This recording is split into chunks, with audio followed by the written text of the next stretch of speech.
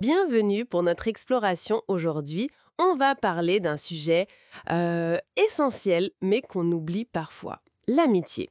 On s'appuie sur une conversation, enfin un entretien avec Simon Sinek. Oui, c'est un thème fascinant. Absolument. On met tellement d'énergie dans le boulot, nos vies amoureuses, mais les amis, quelle place ils ont vraiment?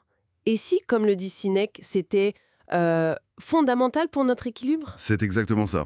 L'objectif, c'est de voir pourquoi c'est si vital l'amitié, quelles compétences ça demande, vraiment, et puis comment on gère les défis. Surtout aujourd'hui, hein, avec ce sentiment de solitude qui monte. Voilà, alors qu'on est hyper connecté en apparence.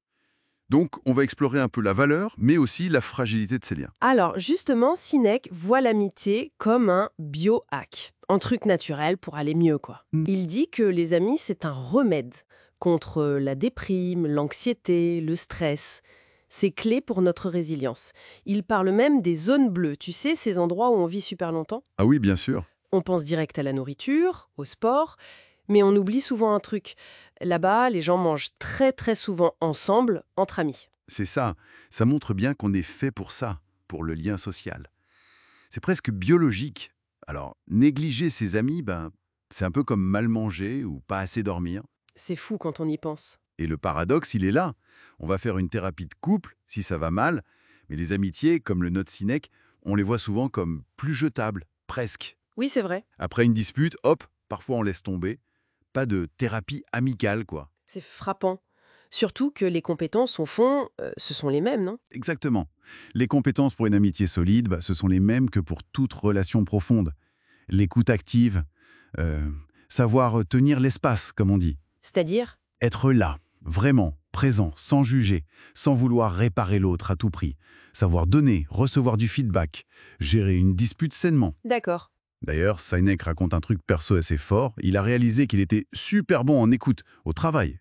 Mais avec ses amis proches, beaucoup moins. Ah ouais?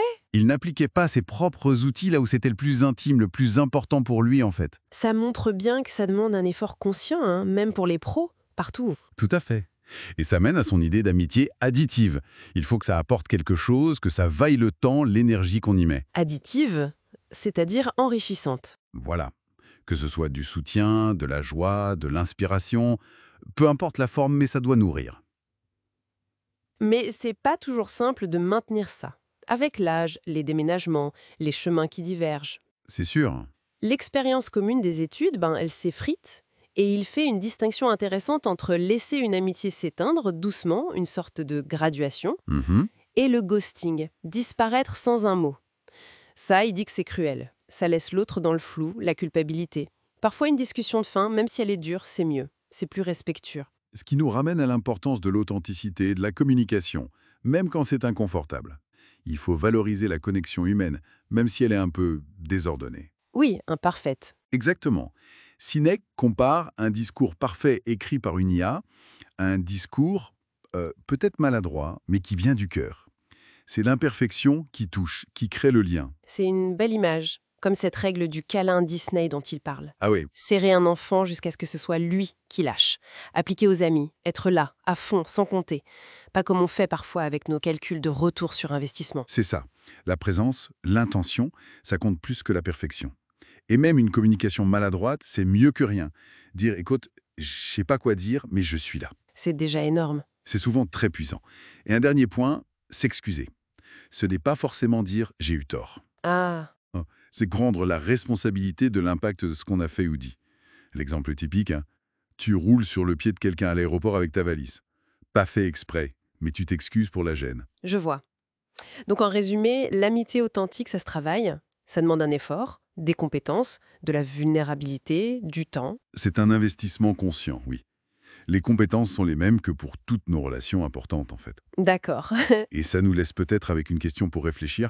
On voit bien que les anciennes structures qui créaient du lien, la communauté locale, l'église, l'entreprise où on restait longtemps, elles déclinent un peu. Hmm, Alors, est-ce qu'on met pas une pression un peu folle sur nos quelques amis proches pour qu'ils comblent tous ces vides? hmm. Ou alors, est-ce que c'est juste le signe qu'il est plus vital que jamais d'y mettre consciemment notre énergie, notre présence? C'est une bonne question à méditer. Quelle place on leur donne vraiment à ces liens essentiels?